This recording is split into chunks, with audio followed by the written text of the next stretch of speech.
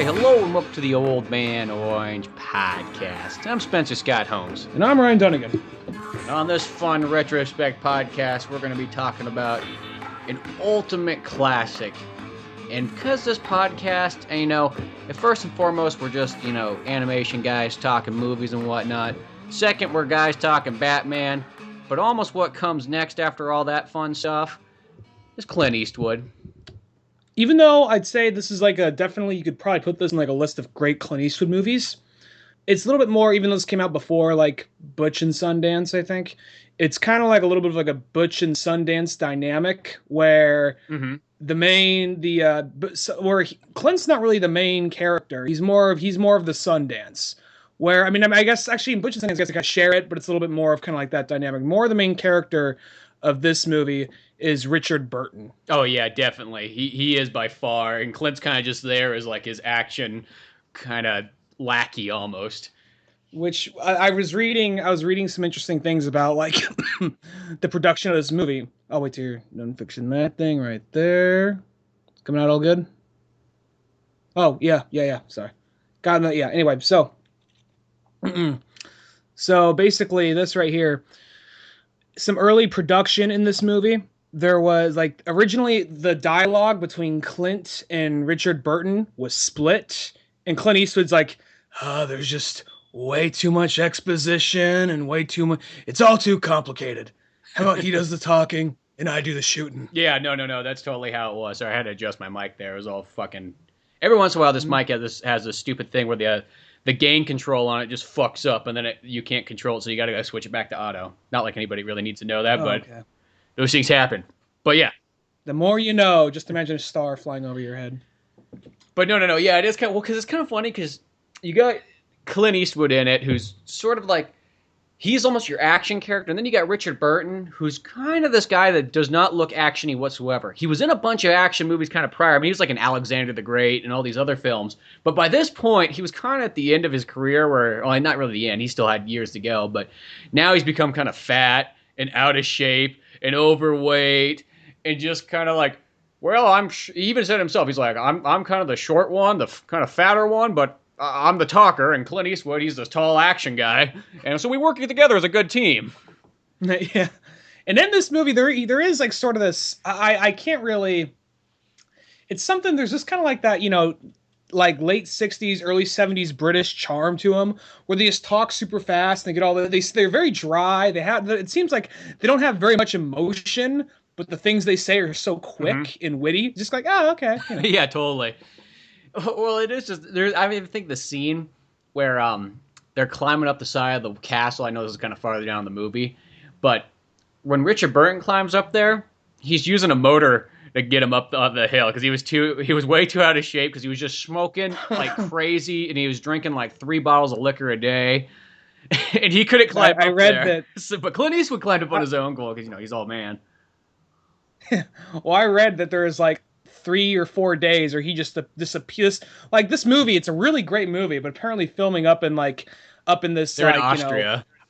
Austria, this town way up out in the mountains, by this castle. They filmed on location.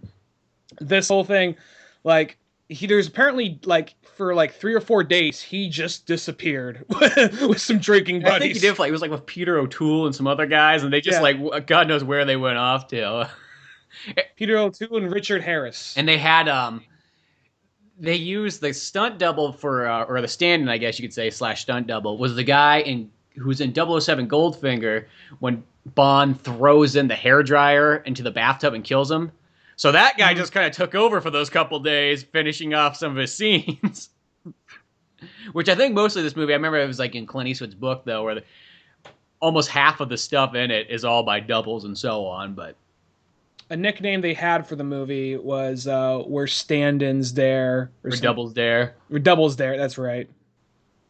But this is one of these films that's, okay, sometimes some people get this idea that there wasn't really like a whole lot of great action back in the day, which is totally wrong. If anybody's in that mindset, some of the best action pictures come from way back in the day, and this one's 1968, and there's just a copious amount of action in it. Now, I kind of forgot, going back and watching this movie again, how long it was. I guess in my mind, I sort of pictured it as this like hour and 45, hour and 50, maybe 2 hour long minute movie, but it's almost like 2 hours and 40 minutes, which at that time period is actually kind of a short film, because they made a lot of movies that were over 3 hours long, and some that were even over 4. I mean, you look at Ben-Hur, I think that's like 4 hours and 25 minutes or something like that. Or even Gone with the Wind's 4 hours too, which people complain about nowadays, like, oh, fucking Batman versus Superman was like 2 hours and 25 minutes. It's like so fucking long. And you just kind of go, back in the day, that was like a regular length, you know. But at that time period, it wasn't like you had TV or anything too much. I mean, I guess 68 you did. But going to the movies, you kind of expected it being more of like, okay, I'm going to the films. I'm going to go watch this, 2.5 hour long movie, with probably 30 minutes of previews and so on. It was just the norm. And you probably wanted more bang for your buck. You're probably gladder you got like a longer movie back in the day. Yeah, well, I especially think even pre-TV, that was the thing. It was like it's fucking Saturday. What else am I gonna fucking do? I'm gonna go hit up the movie theater. Have a good old time. Fucking hey. I love how our 1960s like moviegoer is the same as like it's like 1940s, guys. This is like it's like fuck man, I just got back from World War II. It's fucking Saturday. You just imagine like one of your grandpa's friends talking like that. He's wearing like somehow his like newspaper seller hat. It's like flat billed somehow. He's wearing it to the side. Yeah, he's just all kind of lazy. He's got like baggy clothes on and whatnot. Like, hey, it's my fucking Saturday. Do what I want. I'm trying to imagine the 1940s version of Fred Durst when you say that. I want to see that one. 1940s Fred Durst. That's what comes to mind when I think Fred Durst in a World War II like action epic. Well, that's what I think of when I think of oh man, so fucking lame. I just imagine some guy dressed like Fred Durst with a monster in his hand. I don't know why, but because he's kind of the poster boy child for that. When you think about it, he's probably changed. He probably dresses like in normal clothes with button-up shirts and shit now. I'm just thinking of like back in 2000, 2001. But back to this movie though, I'll say it's a weird little thing about this movie. I mean, I was already a big Clint Eastwood fan. I remember I was in. First way I found out about this movie was I was just walking through. I was at a wedding. I was in Pismo Beach. And I was just kind of walking around this convenience store, just killing time. And I saw this magazine, this retro film magazine, just sitting right on the right on the rack of Clint Eastwood. And like Clint Eastwood and Richard Burton, I was just like, oh, what the fuck? And Clint Eastwood's all like a Nazi uniform. I'm like, what the fuck is this? And then I just like flip through. I'm like, oh, this is like an old ass movie. This is like an old movie called Where Eagles Dare. I'm gonna have to look for this movie. And then just by happen, as soon as I got home from that wedding, I saw this movie like in the $5 bin. I'm like, yeah, I'll give this a shot. It's Clint Eastwood, World War II. Can't go wrong. Well, it's like, look at the cover that I have. All it is, it's Clint Eastwood and Richard Burton and a giant swastika behind him with a fucking helicopter flying over a castle. You know you're in for something cool when you see a cover like that. The one I have, it's like, I want to say you got the kind of the newer one. Yeah, it's like they're both looking confused, and then you see like a bridge exploding behind them. Oh yeah, I know that one. Those are the kind of movie covers where they take like an older movie, but they try to make the poster look. They clean it up a bit so it looks almost like it came out only 10 years ago or something like that. It's kind of like when Inglourious Bastards came out. They had like a handful of war films. They tried to do them in the same style as if it was a Quentin Tarantino movie. Like they had the... Be at the Gate one where yeah. They had Jude Law and his buddy who wasn't shooting people looking there trying to look all cool, stand there with a gun and just kind of looking bored. Kind of like that pose you see in a lot of like Tarantino posters where they have guns, but they could not look more bored the fact they're holding these guns. And then they're just like this barren wasteland behind them. And then the font even looks kind of like Inglourious Bastards, kind of scratchy and kind of misprinted sort of. It's like enemy at the gate. And just, and I'm like, oh yeah, okay. So they'll do that every so often. They'll try and make... Well, when I saw that cover looks so different from the movie that I know and love that I actually thought it was a completely different movie. That's how much the cover confused me at first until I picked it up and looked and went, oh no, that is the original one, but I thought it was like some kind of like sequel that I never even heard of to that film. enemy at the other gate. Enemy at the front gate. They could have done a whole franchise. Then there's a prequel, Enemy at the back gate. Enemy at the welcoming mat. I'm going to stop it while I'm ahead. You want to call it that? Enemy at the hedge maze. Okay, all right, yeah, you saved it. But Where Eagles Dare, it's just a badass film. This movie, you watch it, it's almost set up like it could make the perfect transition to being a video game. It is so set up. I could see a 10-hour game, 15 different levels done in either way. You could either say like a Medal of Honor style or a Wolfenstein style, which you could say that maybe the last couple Wolfenstein games kind of had a lot of moments that I think were kind of taken from there. But still, you watch this and it's perfectly set up for that. I mean, the movie gets going right away. In the beginning, there's like this maybe a 10-minute scene of them kind of explaining their mission. And then all of a sudden, they're all jumping out of an airplane, parachuting down into these, Austrian Alps area. And from that point on, I mean, the movie's just good to go. There's not maybe like a ton of action for about the first hour, but it's still kind of like the story's building. They're kind of sneaking into the base. They're kind of hiding in there. This is, I know, like the only parts where like they kind of sort of bothers people. Like I know Quentin Tarantino said about them because they don't really like Clint Eastwood and Richard Burton don't use an accent, which is kind of weird because there's moments where I think they're supposed to be talking German, but they're just there, and Clint Eastwood's just like, I'm here talking German, nothing weird about it. And Richard Burton's like, oh, I'm talking German here. Look at me. Oh, look, you can't tell I'm British. Look at me. So, I mean, I get that, but, I just kind of accept it for what it is. Whatever. Maybe, yeah, you could have had him talking German, threw some subtitles on there. There's really only, one guy that talks in German in this entire film, which throws you off, because it's, the very end of it, and some guy saying something in German, and you're like, what? I mean, all the German guys have accents and all that stuff, too, so nothing takes you really out of it because of that, but it is there. I want to say, I think they said somewhere in the movie that, well, in your regiment, you're the best at speaking Deutschland or whatever. I think they said something like that somewhere earlier on, in the briefing. You've all, maybe I'm wrong because it is one of those things where they're speaking English, but they're supposed to be speaking German. One of those kind of things, and I think that just pisses people off. I don't know why it pisses people off. I mean, back then, nowadays I kind of get a little bit more, but back then it's just kind of like your average moviegoer wasn't going to go see a subtitle movie back in '68. But but this one right here in this case, I think it works fine. Just because I mean, I guess it's one of those things. If it's older, I understand it, but if it's a little newer, I mean, I don't know. I guess it depends on the movie. I'm more than anything, I'm having trouble imagining Clint Eastwood learning German. Well, the funny thing is because I was watching this, and early Clint Eastwood, this sounds so strange, but he has almost like a proto Keanu Reeves sort of voice, and it would make sense. They're both California people, but in this one, because his voice isn't really like that kind of rough one, it's just kind of regular Clint Eastwood, but he just has this almost partial surfer kind of guy accent, not like a whole lot, but it's just there a little bit where you can kind of see it. It's kind of like that, I guess, that California trucker kind of thing. He doesn't have that have that twang, but there is sort of a gruffness to it at the same time. I guess it's what. Well, because it's not because in the last 30 years Clint Eastwood movies he's Clint Eastwood, but this one it's before it got rough, so it's just smooth Clint Eastwood. So by being a guy that when he was in the military he was just a lifeguard and kind of had the ultimate kickback job in the Korean War, but it's kind of funny because I was just listening to it, it's maybe it was just because I was watching Point Break recently, so it was all tying together. That was the only way that would have happened. I guess Clint. I'm not saying this to be mean, but Keanu Reeves kind of has a little bit of that vibe when he talks, like he's always confused.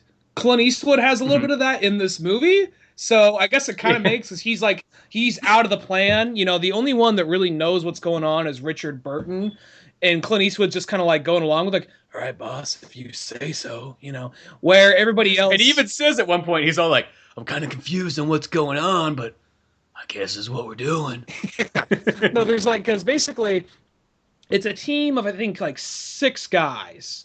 Or five, and one guy dies instantly. Yeah, it's as soon as they land down in the snow, and Richard Burton's like, oh, pity, he broke his neck. And then later he goes to Clint Eastwood. He's all like, he didn't really break his neck. Someone actually hit him in the back of the neck with a gun, you know, and a little bit more dramatic. But I didn't want to scare the boys. They might be frightened easily. Yeah, it's their first mission and all. like they almost treat those other three guys like kind of like children, and they're kind of like gone pretty much right away. But he actually said, they explain right there, because later he says like someone got beaten in the back of the neck, so he's dead. And then later there's the one guy. It's like all right, they got kind of a personality. Okay, they're gonna fucking die. Because then there's like the one guy. He's like, oh, you know what? I left my code book out in the snow at the body. I'm gonna go check on the dead neck boy, you know. And then as he's walking out, one guy's like, oh, should I save you some coffee? He says like, sure thing, but it'll be cold. Or something like, sure thing, but it'll be cold. Like, oh, it's the thing about coffee. You just can't taste cold coffee, and just walks out. And the guy smiles and nods like, yeah, all right. That guy's friendly. He's got a personality. He's gonna fucking die. Because I think the guy who broke his neck, he was the one guy in the meeting saying, sir, why are we doing this job? Like, oh, I understand. I'm sorry for speaking out of line. So if they get a moment to shine, like to act for a second, oh, dead. And then you find out, he says to Clint Eastwood, all right, look, someone's invaded MI6, and you're the only one I trust. Those first two died. The rest of these guys, I don't know. And Clint Eastwood's the only American in this whole thing. Everything in this movie is British, pretty much, in German. And Clint Eastwood's just this one American ranger who's been brought in to help out. Mm-hmm. And at some point, and basically when he goes out there, you're not entirely sure what it is entirely going on at first, because Richard Burton's character's name is Smith. Smith kind of seems to have his own agenda going on, and he goes out into this cabin, or like this farm, and meets up with Mary Is that how you pronounce her name? I think so, the British blonde lady in this movie. Yeah. Meets up with her, which her name in the movie is also Mary. So keeps it easy, you know. She's like, "What's her name?" Elsa. Like, I'm not gonna remember that. I'm just gonna call you Mary. Well, because like you at the beginning of this movie, you kind of watch all the moments that Richard Burton has, and he kind of almost is like this. You don't know if you can trust him right from the very beginning, because it looks like he's got his own agenda going. You don't really know if he's on the same team as Clint Eastwood and the boys. And because every single time something happens, he's kind of like, well, you guys go over there and, slap dicks together. I'll take a look at this dead body. And then, he starts doing like an investigation, and he's like reaching in, taking shit from him, grabbing the radio. And later on, they're looking down at the castle, or at the little town before the castle, and he's all, well, Clint, go back over there and check on the boys. Make sure that, that they haven't lost their way yet. So Clint Eastwood goes back over there, and he starts, doing his own thing. So he's almost like this kind of mischievous character at first. You don't know what's happening. Like, is he good? Is he bad? Is he a double agent? What the hell's going on here? And it keeps building up with that the farther and farther they go until they get to the castle. Yeah. As you said, back to where he meets Mary Yuri or whatever. And so when he's in there, it's just like, I need to go get some kisses first and get laid really quickly. Clint, you watch out for the boys. And it's one of those things where he just like says like, I don't know about this mission. It's okay. Take off your clothes. he just like they cut It's like away. serious. He's just like standing there looking at her. Like he's not even enjoying it, but he's just like, this isn't for fun. I need this, But then like it's kind of funny because one of the reasons why this movie happened was Richard Burton said he wanted the movie his kids could watch. Not just his kids, his stepkids. Because his stepkids are like, why do you always die in all your films? And, we want an action adventure with you in it. And he's like, well, I guess I could do that. It seems, fuck you, little boy, Johnny. I'll do something. I'll get somebody to do it.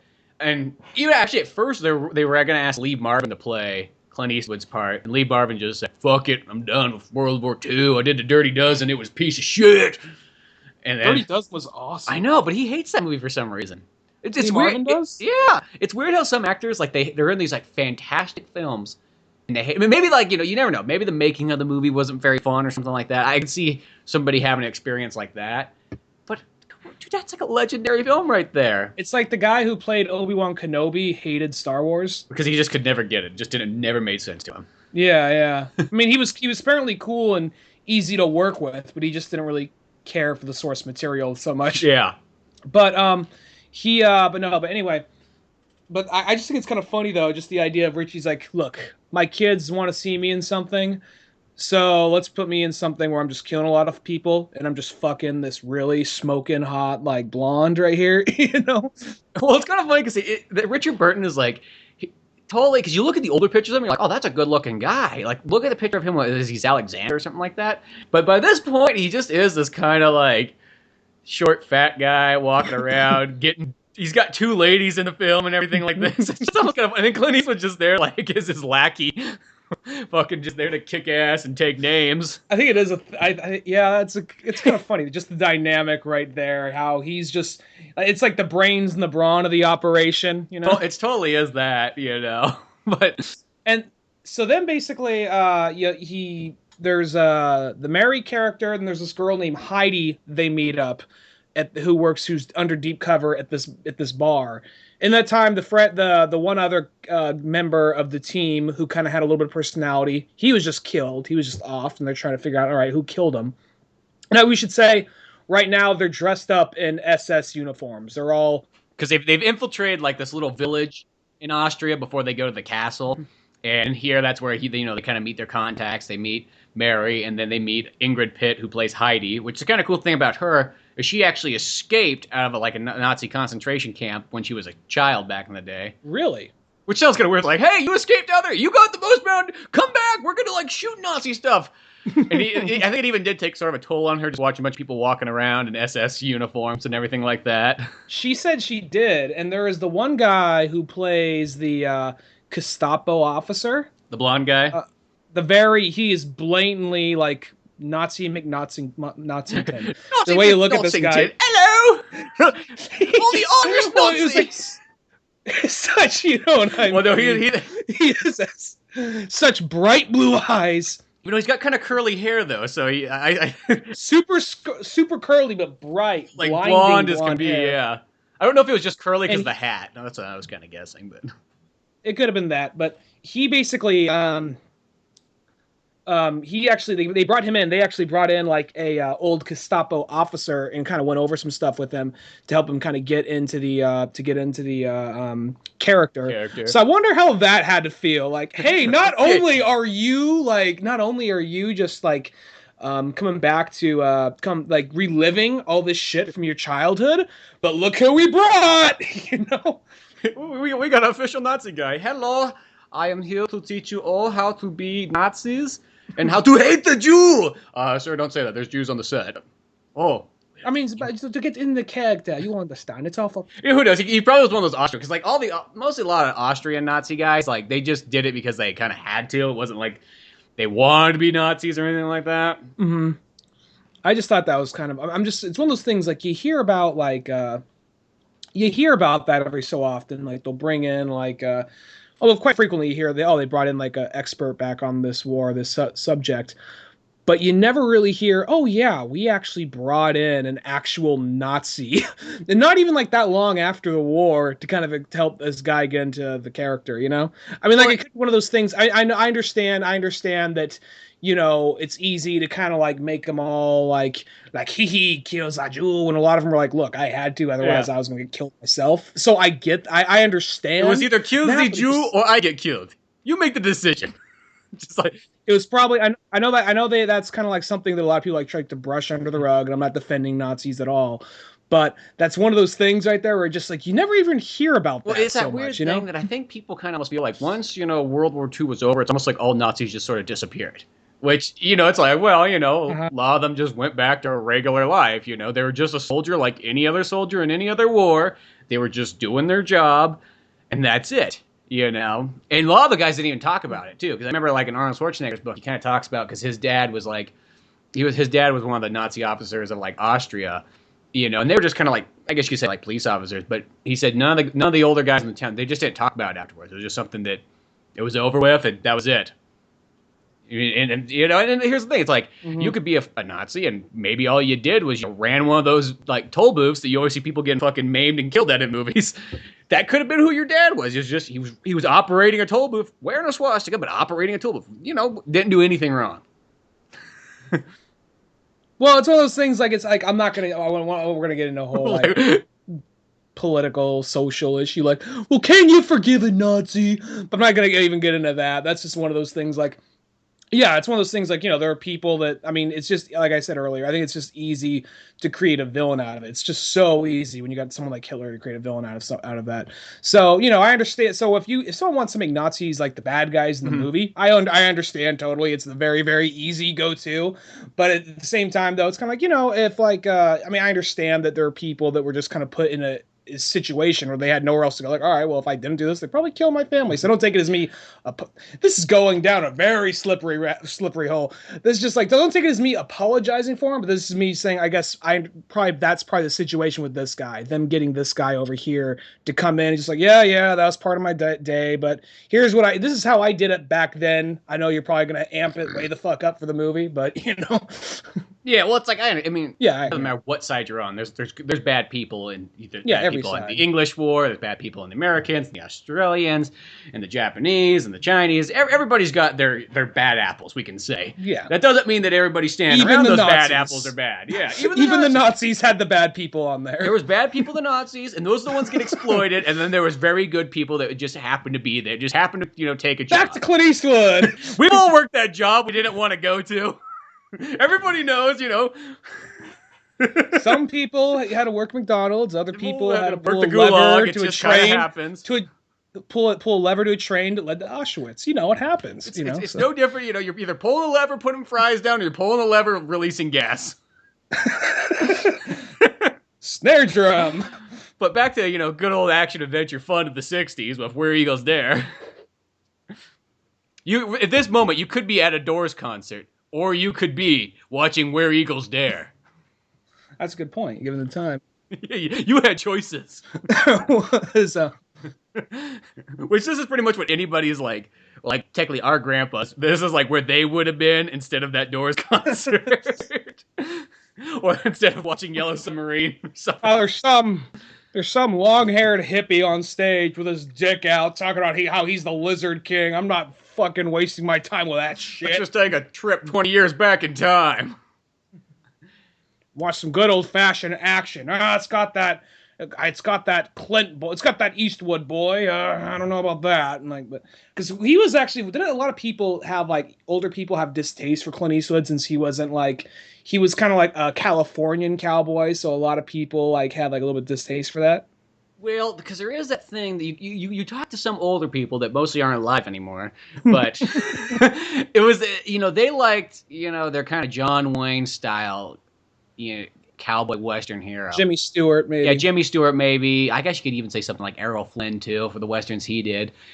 So Clint Eastwood was kind of the guy coming in who was more the rugged one. And I think for a lot of people, the ruggedness of it all and kind of just fucking killing people left and right, that was a little bit too much to take in. Not like saying that none of these other guys killed people left and right in their films, too. I mean, they didn't do looking as rugged. Though. Yeah.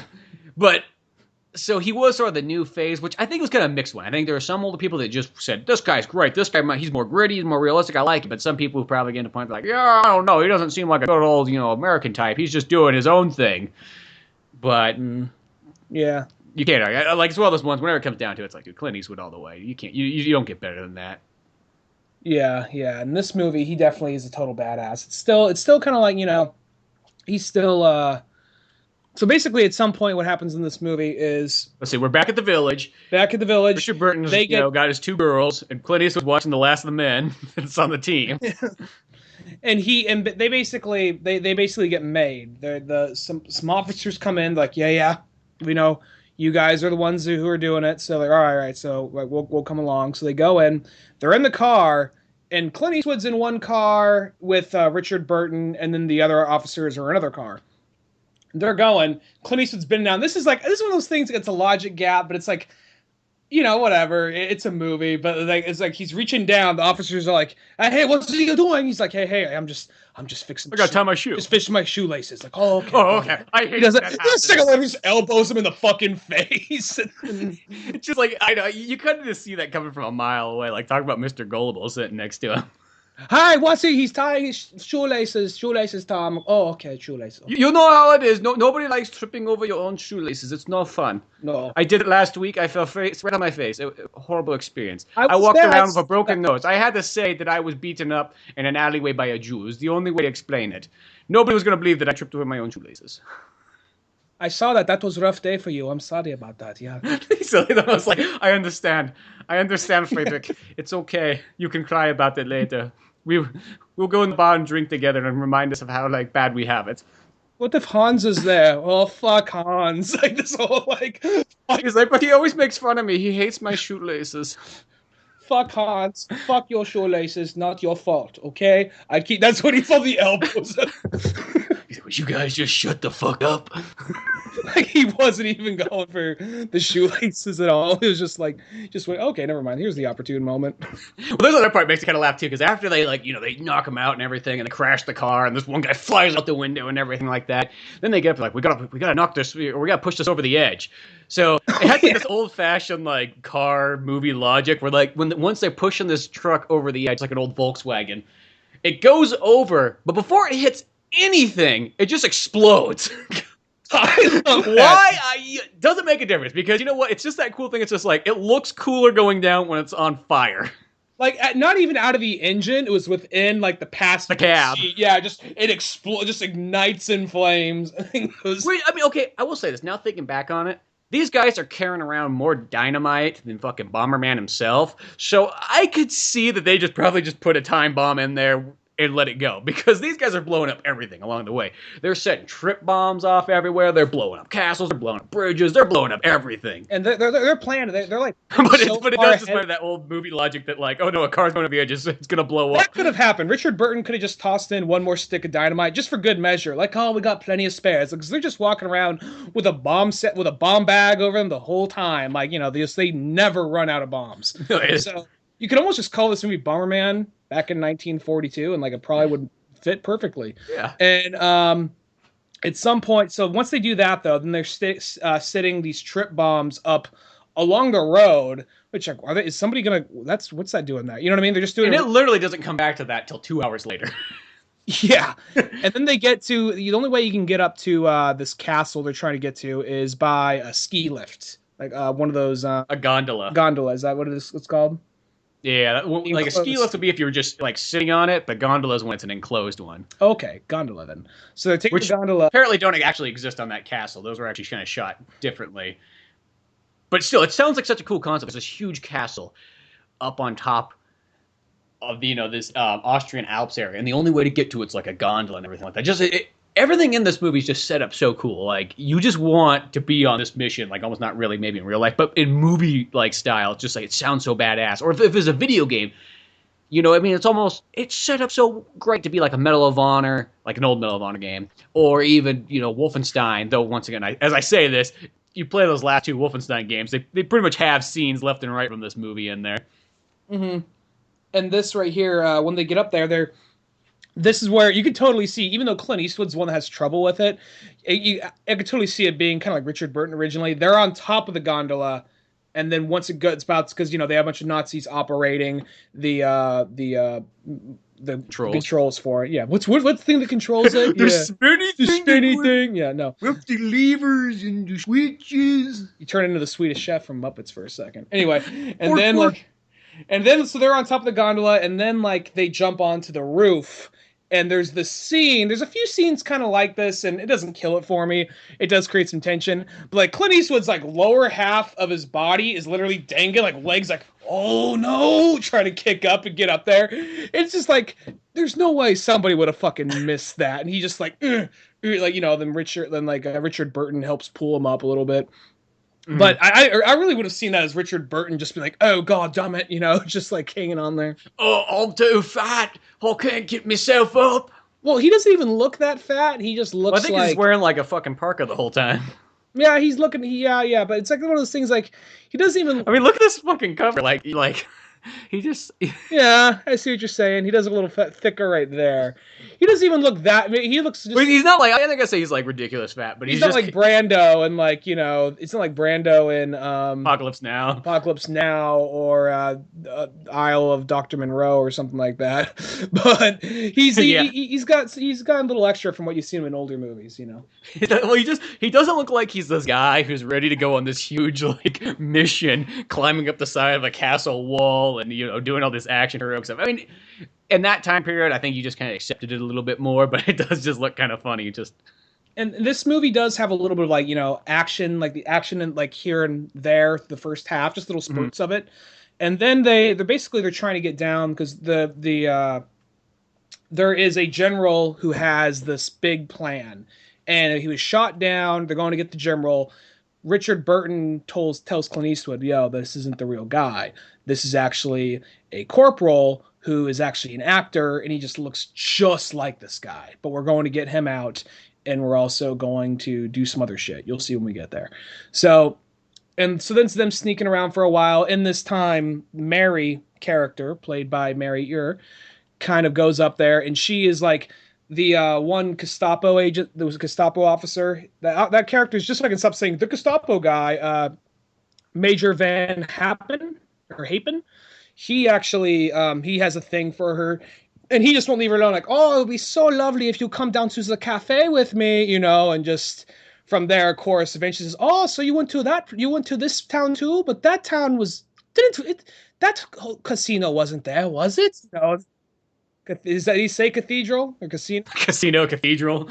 Oh, Yeah, I didn't say casino. I said cathedral. He's like, I remember that cathedral being on the other side of the city or of the park or whatever it was. And she's like, oh well, probably was just my memory. He's like, oh, probably my memory too. yeah, And you can and see it's he's kind one of of those catching on to things her. where it's like he's kind of you could almost see. I don't know if like Tarantino probably could have pulled from multiple things.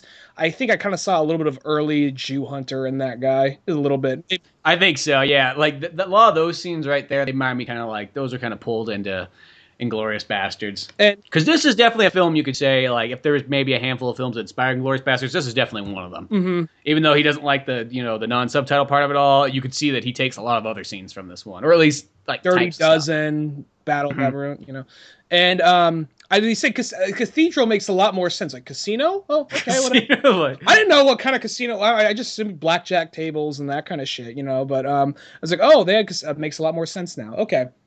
So then once it's okay, like he's even a little kind of forceful. It's just like, I'm just really tired. I like, been traveling for the last day. I'm just really jet lagged, all this shit. And then like he's like, oh, I understand. We'll just have one more round of drinks, So then once he's like, okay, you have a good night, Fräulein, then he gets this very serious look, like this fucking bitch, and he's going down to like this big meeting. And earlier we should mention the other officers were taken. We didn't see what happened to them, but the other officers were taken. And then when they get down to the meeting, we see what Clint Eastwood and Richard Burton are up to. They're sneaking down into this Nazi meeting where they're trying to interrogate the general, the American that's general. captured, yeah, that they're trying to rescue. Mm-hmm. And from there, we find out that the remaining 3 members of their team that were captured were actually they were the Nazi leaks. Mm-hmm. They were the infiltrated the MI6. Yeah, well, because then there's this kind of like it's a very interesting scene because Richard Burton has this huge like almost like monologue where he's just going on saying that he was this almost like double agent and stuff, and he's working for the Nazis. And Clint Eastwood stand there confused. He's like, I don't know what's going on. He points the gun at Clint Eastwood like, you drop that gun. Yeah, so this is where you go, oh fuck, maybe he is just like going to turn on them and everything. And he goes like, I'm this double agent. You can call up this Nazi fat guy who's in bed. Like, give him a call. Like, he'll answer this for me. And they call this guy up, and he his like assistant comes to his bed. He's like, oh, on the phone. And he goes, look at his arm. Check his arm. And they check Richard Burton's arm. He's got these like 2 scars going down. He's like, ask how he got them. It's like, oh, he got those, I got those when I was born. He's like, that's correct. And they go through this whole thing. So now the Nazis that are sitting there go, okay, well, maybe this guy is, a secret agent for the Nazi Empire. It was infiltrating the British Empire, and now, it's going back and forth. And as the viewer, you're getting kind of confused. You're like, is Richard Burton good or is he bad? Like, we know Clint Eastwood's good. Like, that's the one we know that nothing's wrong with him. And that's where the others, like, one of these guys, he goes over to the officers that were with him and his team, says one of these guys is actually a British spy. They say they're spying on the British for you, but they're actually British spies themselves. One of them is. Like, no, we're fucking out. Like, all right, then. You write down a name of somebody else, and then they all write down a name. And then he goes over, so he takes them. He shows like one of the names to like the main Nazi officers. That's correct. Like, okay. He goes, oh, by the way, guess what? I was fucking lying. I just got all this shit from you. They start machine gunning some fuckers right there. Yeah, they start taking out people and all this stuff. And then next thing you know, it's like, oh, okay, Richard Burton's back. And then they're gonna bust. They're taking out. They got the American guy. They're pulling him out, and then they got the 3 Nazi English spies. And that's where the Gestapo Major von Hapen comes down, and he says like, "What the fuck is going on?" Clint Eastwood shoots him in the head. Yeah, and then from this point on is about where it's almost like balls to the wall action. The whole rest of the movie, there's almost about like an hour's worth of action here, because it just does not like let up. It's just they're busting out of this castle, they're shooting people down, and this movie apparently has the most amount of kills for Clint Eastwood in any movie. I believe it. No, when I first saw this movie, I just assumed it was going to be like the first half, which I was enjoying. But then it just, once the killing starts, it doesn't stop. It's like it can kind of rival almost any almost any Arnold movie. Oh yeah, it's just balls to the wall action. People shooting left and right, explosions going on, car chases, motorcycle chases, everything. I mean, gondola fights. Mm-hmm. You name it, this is all it is. And they're escaping out of there, and they just kind of keep going, and that's where it is. It's just tons of action now. They're escaping the castle. They get on the gondola. The bird's up there. He's fighting off. They're actually taking the remaining. Well, actually, one of them got killed. Well, actually, they take the 3 officers that came with them. They're like, yes, we got you fuckers. You're coming with us. And there's a moment or two where you're kind of like, you guys could have totally yelled out for help right there, or you could have I don't care if there's a gun on you. Mm-hmm. You could have probably done something right there. But then eventually they do turn on them, and a big fight starts between like the 3 Nazis they take prisoner, as well as like Eastwood, Mary and then the American general the American general stand-in that's along for the ride, who's just kind of quiet the whole time. He's just like, just thank you for saving me. Okay. Yeah, thanks. We'll get out of here. And they ride the gondola down and escape out there. And the whole time, there's just Nazis always at the door. They're like trying to bust through like one door after the other. And as they bust through, it kind of keeps going. So you got this tension building up the whole time. And they escape out of the castle and everything, blow up a couple gondolas in the process, kill a bunch of Nazis. And the next thing you know, they're back in this little village again. And they got this bus that was actually shown in the early one. It's got this humongous snowplow on the front of it, this big, huge red bus. So they jump into this bad boy, and they start driving through town. And they're, firing guns off left and right. Nazis are coming up on their Volkswagens and then their motorcycles and everything. And it's, once again, it's just this continuous action. It just keeps going. It's like, you can't beat this. Just all kinds of fun stuff. And this is where you start getting to a point where all those bombs that they placed way earlier at the movie come back around. And it's like, oh, so they knock off the pins with that snowplow on the bus, and then just sets them up, and they're going tick, tick, tick, tick, tick, tick, tick, tick, tick, and as the Nazis come by, boom, boom, blows up, trees falling down and everything. And then it kind of stops a handful of them, knocks some of them off the road, all kinds of stuff going on. And then I like, too, because this tree falls down. And I was just like, we'll just blow this tree up to get through it. Just knocking shit down left and right. They're kind of waiting on their ride. I mean, and then they're just waiting for this plane to come down. And when it actually gets there, and they're just like, okay, that's our cue. And they just plow right through this Nazi base again, right through like a toll booth, knocking a car. Yeah, see, the poor guy working a toll booth job, they're not doing anything wrong. And then they'll see like, oh, look, a row of motorcycles, and just keep on going. Yeah, I just like that. Just, it's like, what's like, you could have went around those motorcycles, but it's like, that was the total fuck you. Then weave back onto the road. And then they get on this is like, you think they get on the plane and that's that. But then when they get there, there's a British officer just sitting there kind of waiting for him. Just like, okay, cool. And then like, that's where Richard Burton, like I'm trying to imagine where like the dialogue was split, because how much of this was by Clint Eastwood, how much was Clint Eastwood? Because Clint Eastwood is doing all the physical heavy lifting. Richard Burton is doing all like the mental heavy lifting for the movie, because he does all like, because there is just a lot of straight up like monologue and exposition, but it's one of those things where it actually kind of works for the movie. A lot of, because there's a lot of this, you wouldn't know this stuff anyway, but the way he explains it kind of gets it across, and they give it to you like there's enough action to kind of break it up. So he explains to him like, look, I know it was you. They actually all told me you were the one that set the thing up. So just still getting over that cold. And he says like, okay, well, you guys, this machine gun. He points it at him. He's like, we took the firing pin out of that like right as we entered this plane or something like that. They have this whole explanation of like how they know this American guy that they rescued or whatever. or really just like a traitor and all this stuff. And he's like, we're bringing you in. We're not going to deny the hangman. Oh yeah, I forgot about that. Yeah, and the guy knows he's kind of like, he's like, fuck. He's at that point where it's just nothing you can do. You know, you're just going to have to ride it in. You're going to get, you know, what you deserve and all this stuff. And it goes on a real nice way to like explain it out. And he goes like, remember when I showed this Nazi officer a name in a book, which was like, you know, an hour ago in the movie? He's like, here, take the book. He chucks it over at him. And he starts flipping through it. He looks down the name. It's got his name right there. He's like, you know whose fucking name that is. You know that's you. And he's like, well, you fucking got me. Whatever. I can't do anything about it. And then he just gets to this point where he gets up and stands. And everybody's like, yeah, whatever. Opens like the side door of the plane and just fucking jumps out. No one looks shocked, scared. Like, Clint Eastwood has this look, like, his eyebrows raised, just faint, like, huh. Not even like, oh my god, a man just jumped out of a plane to his death. Just kind of like, huh, well, look at that. Let me get up and just... Well, they do it in kind of a weird way, too. Like, they don't even, like, show it. You just kind of hear him jump out of the plane. Like something... And then Clint Eastwood stands up and closes the door. Letting a draft in. Da-da-da-da-da-da. Yeah. Fucking asshole. And then that's pretty much where the movie just ends. Like, that's what I love about like this time period movies.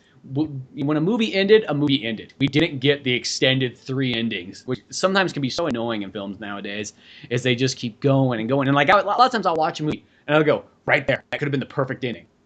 And then it fades to black and then comes back on again. And then you watch those endings keep rolling and rolling and rolling, which I don't know why people feel like they need to have this like ultimate conclusion. Like, okay, well, the main bad guy was defeated. But now here we are back at our hometown. Oh, everybody's good. Oh, let's cut to another ending. Oh, here's us 20 years from now. Look, we're still alive. Look, there's old Billy over there. He's doing quite well. He's got a bakery for himself.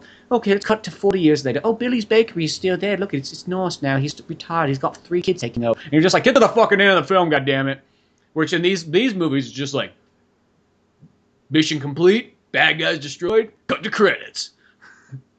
And it got even better in the 70s. So, like, the 70s would be like, if you shot or stabbed or killed the bad guy, like, they'd probably freeze frame on that right there, just like blood splurting up all over the place. It'd be like, blood sprays the end. The end. You know, like, spells it out across the screen. Yeah. Or, you know, sometimes in the 70s, they just jump the gun. They just be like, you know what, we're gonna throw a curveball at them. We're gonna end right where it should, where it should end. You know, right before... Oh yeah, if you get something like the Street Fighter, it's like, okay, here's the final battle. It could probably be finished in all of 2 minutes, but we're gonna cut right here.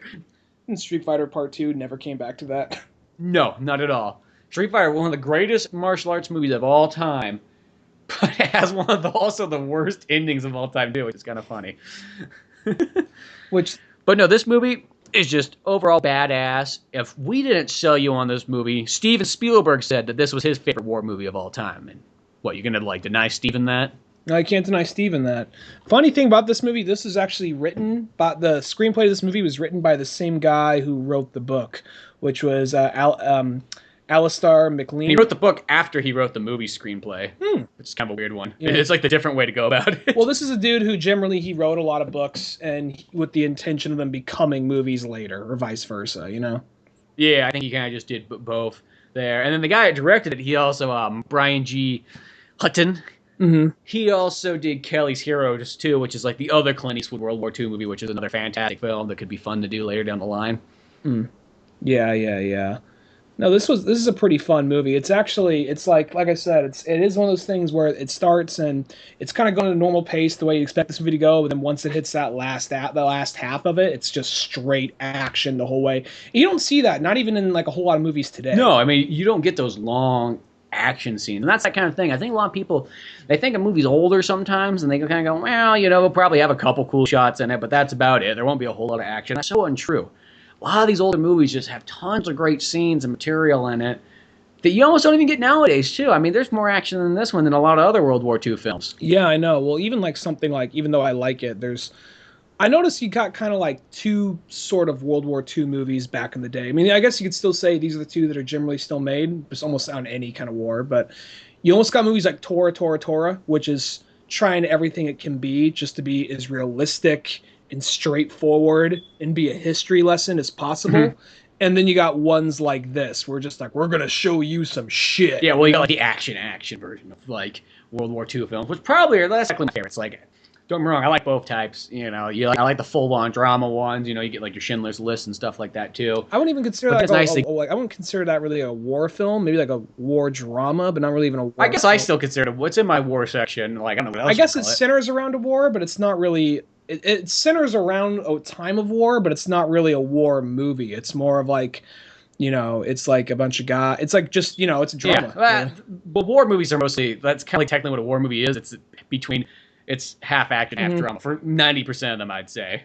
I guess for me, it'd be one of those things that would center around soldiers. I guess it doesn't center around soldiers. I mean, it doesn't really matter. We're splitting hairs here, but yeah, I kind of see what you're saying though. It just still revolves around World War II. So because a lot, you think like Saving Private Ryan. That movie's pretty much half action, half drama. It goes back and forth between that. Enemy at the Gates that's one of my other favorite World War II movies. Where that one, it's probably a little bit more on the action side, but then it's got still its drama in there too. Where Eagles Dare is kind of like the exact opposite, where it's like, no, this is all fucking action. Like, pretty much no drama, pure action, which kind of makes it a totally badass film. It's kind of like, it's like Dirty Dozen, something kind of like Dirty that Dozen, effect. similar to that. And, Kelly's Heroes is sort of like, it's almost kind of, the best way I could describe Three Kings. Yeah, it's kind of like Three Kings / The Monument Men would be like another, like if you need a modern movie to sort of compare it to, it's kind of like that, where these guys are going out, they're going to get some treasure and shit, and they're having a good time while doing it. Like, it's almost like the fun look at World War II. I don't know how to describe that, but kind of like almost how MASH is like the fun look at, like, Vietnam. Or was MASH Korean War? Was MASH the Korean War? No, MASH is Korean War, you're right. No, I think. But Here, I've never seen MASH. I haven't seen it since I was a little kid. I used to come on the TV all the time, but that's where this one's just, your straight action. Well, I think for the longest time, World War II movies were kind of like more action than anything else. It wasn't until later on they started becoming. I think after the Vietnam movies started coming out, that's when the World War II ones went back and said, like, hey, we can treat this kind of like half drama, half action. I think the thing is because Americans were very proud of World War II. Because even though we came into the end, just like we came in, we slayed some motherfuckers, Where Vietnam is kind of like, oh shit, the humanity, all the, you know what I mean? It's all. So I think that that's the big thing, the difference between a lot of like World War II films and Vietnam movies is because World War II, it's just like, fuck yeah, we knocked the fuck out of those guys. Where Vietnam was kind of like, oh boy, yeah, that was some shit. I can't think of any Vietnam movie that's like the fun Vietnam movie where it's just like, well, also I'll say this. If Jesse Ventura made a movie out of his like Navy SEAL experience in Vietnam, it would be the fun Where Eagles Dare version, because in his book, he's like one of the people like, man, Vietnam was the greatest place ever. Nobody wanted to leave in my platoon. We were killing people, having a blast, partying in the streets. It was great. It was like the most positive like review I've seen on the Vietnam War. Was Jesse Ventura's experience in it as a Navy SEAL. So I guess that's kind of how it is. If you're at the high, I'm going next year. That was what it was. It was like, that episode of South Park where they talk about how Vietnam had all the amusement parks. We never got the water slide. We never got the log ride. Yeah, I know what you mean, man. Nam was hell and all of us. Jesse Ventura got the log ride. It was there for him. But yeah, other than that, though, I've never seen somebody make a Vietnam movie that was just kind of like, we're going in, we're kicking ass, whatever. They're always kind of like sad dramas, with cool action scenes and whatnot. And I love, any war movie. That's one of my favorite genres. Like, something about it's just this cool, like, look into, like, either, hey, here's this period of time, here's this horror that was going on, here's all this stuff. And it just makes for great films, whether it be 1400s, swords and shields, all the way up to nowadays where people are, busting into like Baghdad or something and killing people left and right. I think that like you could definitely, like you said earlier, like Tarantino definitely took inspiration from movies like this for Inglourious Basterds. This one, Dirty Dozen, Guns of Navarro, other things I'm sure that I'm probably just skipping, maybe even Devil's Brigade. So yeah, a bunch of stuff there. But Where Eagles Dare, if you haven't seen the movie, check it out. If you love World War II and you love Clint Eastwood, there's no way you can't like this movie. It's full on fantastic. To me, I say it's at least in my top 5 World War II movies, if not top 3 probably. I would say this movie, Enemy at the Gates, and there's a bunch of good ones. Those are my 2 favorites, probably. I'll say this movie and Enemy at the Gates are probably my 2 favorite World War II ones. Maybe Saving Private Ryan coming up in one of the next ones there, too. But that one's totally badass. Definitely the best of all the old ones. Kelly's Heroes is another one. It's about pretty darn cool, too. But it's kind of a different thing. Mm-hmm. But check it out. I'll put a link there on the Amazon or for Amazon. You can help support the podcast that way. It'll be right there in the description underneath the show. Click on that. Check out this movie. I know they got DVD copies of it. Hopefully this movie's on Blu-ray by now. I think it probably is. I imagine there would be, because it is considered to be one of the best World War II films made. Actually, no, so. I think there is. I think on one of the last podcasts, since when we talked about this was coming up, there's a double pack that had this movie and Kelly's Heroes in it on Blu-ray. So. Oh, there you go. Yeah, there you go. 2 fantastic Clint Eastwood movies, 2 badass World War II films. Check them out. Other than that, though, go to oldmanorange.com for more podcast, cartoons, music, and more. Send us an email at oldmanorangepodcast@yahoo.com. Let us know, like, hey, like the show, want a shout out.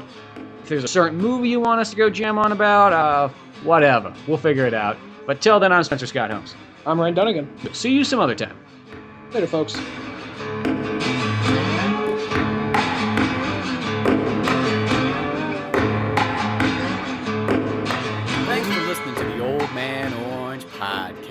Check out our website at oldmanorange.com for even more podcasts, cartoons, videos, music, and more. Send us an email at oldmanorangepodcast@yahoo.com. Be sure to subscribe, share, rate, and review us on iTunes, Podomatic, or any of the other fine sites we might be located on. And if you want to help out even more, click on the Amazon or GameStop links on our webpage before you make any purchases there. It won't cost you a penny, but it sends us a little something our way. Thanks again, and tune in next week for more Old Man Orange Podcast.